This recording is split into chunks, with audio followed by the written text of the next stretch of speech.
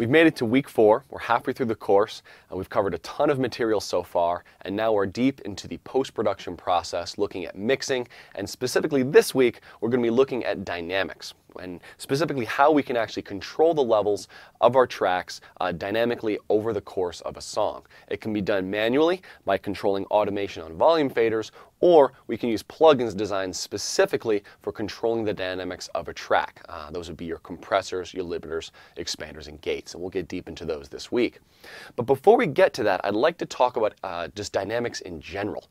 We're going to be using this term dynamics all the time over this lesson, and it's just like any other of those terms in music, in that depending on the context, it can have kind of different meanings. So I'd like to just talk about the different meanings dynamics can have.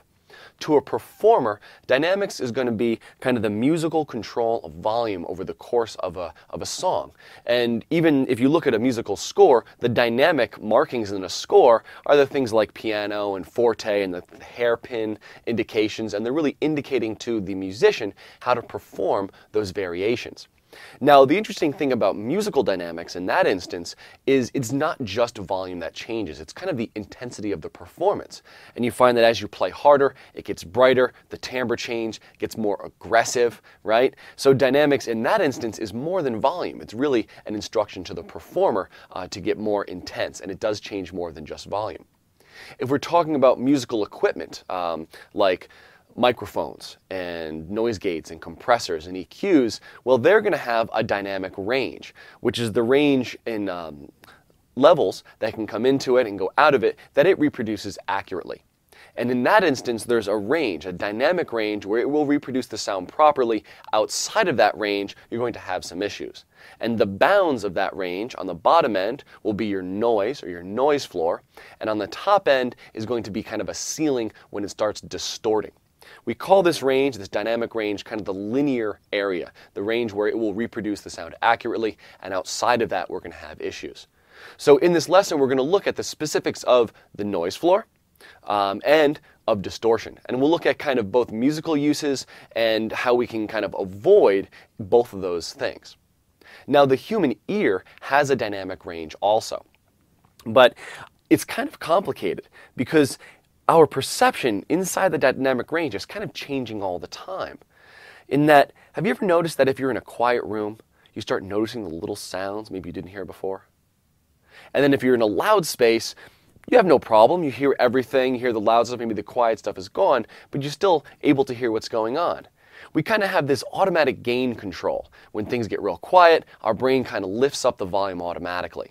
And when things get really loud, it kind of brings it down. And that's great in day-to-day life. It allows us to kind of, adapt to the situation we're in, and we use that as a way to kind of locate ourselves, even if we're not seeing what's around us. But in a mixing context, when we start getting into music production, that natural perception kind of fights against us, because we don't have a set absolute level for amplitude or for volume, for loudness. Instead, we have this kind of shifting scale all the time. So like we saw with frequency, I said it was nice to have a spectrum analyzer so that we can start associating the sound with specific numbers and hertz. Well, with amplitude, it's also nice to start relating what you're hearing to specific numbers. And amplitude, or loudness, is measured in decibels. And if we're in the air, if we're talking about sound in the air, we tend to measure it with dBSPL, or decibels sound pressure level. Now, the decibel scale is a logarithmic scale, and honestly, it's kind of hard to understand, and I would suggest that you take some time to search on the web or talk to your classmates here in this course about decibels in general. Decibels is always a relationship. It's kind of a ratio to a set point, and it can be used in a variety of contexts. So we need to always kind of qualify, when you say decibel, what kind of decibel. And you'll notice when I'm saying decibel SPL, or sound pressure level. And what that sound pressure level does is it gives us an absolute reference point for the decibels. And in this instance, the dBSPL, the reference point, is the threshold of hearing. It's the quietest thing. So 0 dBSPL is actually the quietest thing we can possibly hear as human beings. And if we go up from that, the kind of max range is our threshold of pain. I'm sure you've been in a situation where something's so loud it starts hurting. Well, that's going to be the kind of upper range. So we can say our dynamic range, the dynamic range of the human ear, is going to be from the threshold of hearing, 0 dB SPL, up to the threshold of pain. And that's in the range of 120 to 140 dB SPL, depending on the study and who you're talking to. And the thing is, loudness, as we saw, is kind of a complicated thing in that duration matters, and there's a lot of factors in it. But that gives you a kind of a good range of kind of what the human being can kind of hear. And we're always kind of shifting our focus inside of that. So because we're kind of shifting all the time, because we have this kind of automatic gain control, I think it's really useful to have some kind of absolute. And to be able to get that, I would suggest getting a sound pressure level meter and kind of walking around with it for a while. And the great thing about these smartphones, like you see over here, we can get a sound pressure level meter just for it. And I would suggest just walking around your daily life and just getting a feel for the general levels. I know when I started doing this, I was surprised to see some things. Like when I was in a quiet room, it would be still registering like 30 decibels, which was kind of strange. Let's see it. So we start noticing the noise of my computer, the fan noise of my computer, maybe the air conditioning, all these things. And did you notice, like when you do that, everything starts to seem to get loud. You start noticing all those really quiet things. And then the other thing I was surprised to notice was when I was on the train on my morning commute, it was at or over 100 decibels the whole time. That's pretty close to the threshold of pain. And then I'd look around and see people with earbuds in, right? Going even above that, trying to compete with that noise. That's dangerous, but we don't notice because we're constantly adjusting our level kind of automatically.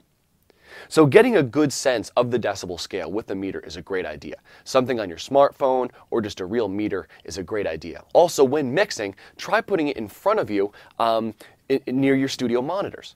It's really effective to mix at the same level over and over and over.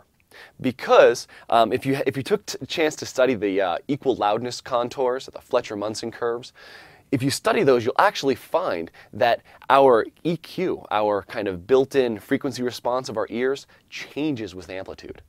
When things get quiet, we notice the mid-range more and more and more, and the bottom and high end kind of drop off. And when things get louder, up to around 80-something decibels, it flattens out a bit, and above that it gets, painful.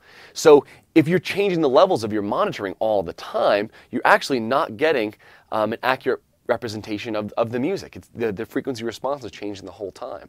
So having that SPL meter out when mixing and just being consistent every day about that will give you a much better sense of your mix, and you might have less of those issues. I know I've often, before I started being aware of this, I would mix one day, maybe just at a level I wouldn't really be thinking about it, turn the monitors up, I'd love how it sounded, and I'd come back the next day and just turn on my system and listen, and I'd think, oh, this thing sounds totally different. What was I thinking?